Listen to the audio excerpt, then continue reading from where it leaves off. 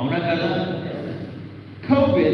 Covid అనేటువంటిది is a baby, అది చాలా చిన్నదే, a tiny child అది చాలా చిన్న పసిపాము వంటిది compared to the challenges that are coming. మన ఇంకా రాబోయేటువంటి సవాళ్ళతో పోల్చుకుంటే కోవిడ్ అనేటువంటి చిన్న పసిపిట్ట వంటిది. అవునా కాదా?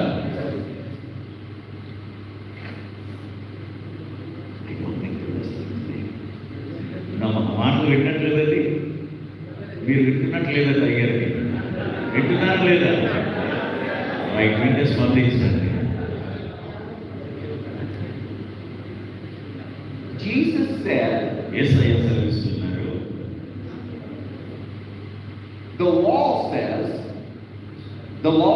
ధర్మశాస్త్రం సెలవిస్తున్నదేమనగా, that if a person has leprosy, ఒక వ్యక్తి ఎవరైనా సరే కుష్టి వ్యాధి గలవాడైతే you must avoid them, నీవు వారిని త్రోసిపుచ్చాలి, that they must isolate. వారు ప్రత్యేకించబడాలి, దూరంగా ఉండాలి. But Jesus said, కానీ యేసయ్య అంటున్నారు, I have come to heal the sick. ఇదిగో నేను రోగులను స్వస్థపరచడానికి వచ్చాను. So according to the law, ధర్మశాస్త్రం ప్రకారం అయితే the person with leprosy కుష్టి వ్యాధి కలిగిన వ్యక్తిని makes everyone else sick. అతను ప్రతి ఒక్క వ్యక్తిని కూడా కుష్టి వ్యాధి గలవాడిగా చేస్తాడు. But according to Jesus, కానీ యేసయ్య ప్రకారం అయితే the one with the Spirit కానీ ఆత్మతో నింపబడిన వ్యక్తికి makes the lepers heal. ఇతడు ఏం చేస్తున్నాడంటే కుష్టి వ్యాధి గలవాడిని ముట్టి స్వస్థపరుస్తున్నాడు.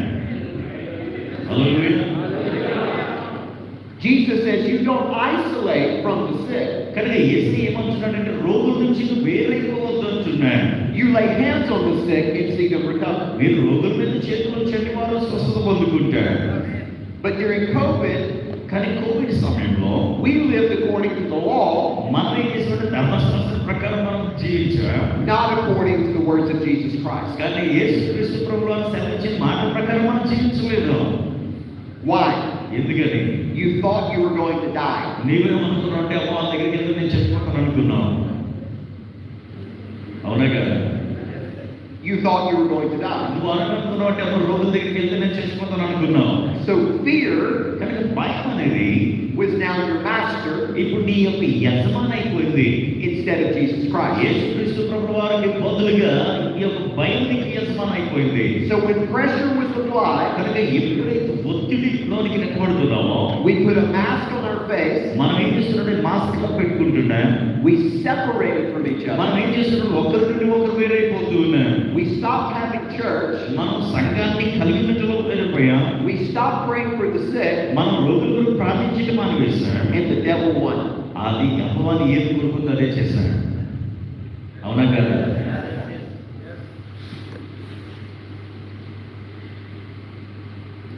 What does this have to do with prayer?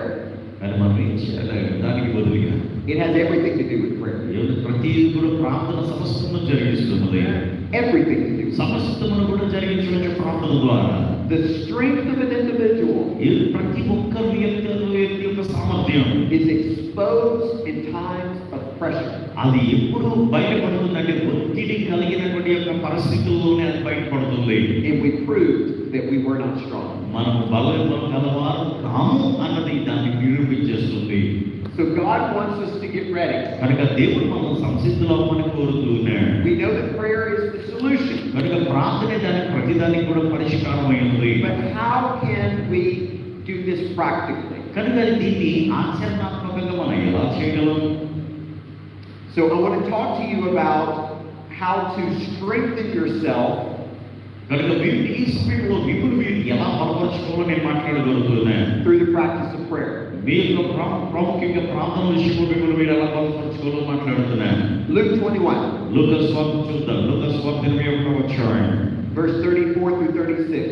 లూకాసు వార్త 21వ అధ్యాయం 34 నుంచి 36 వరకు చూద్దాం.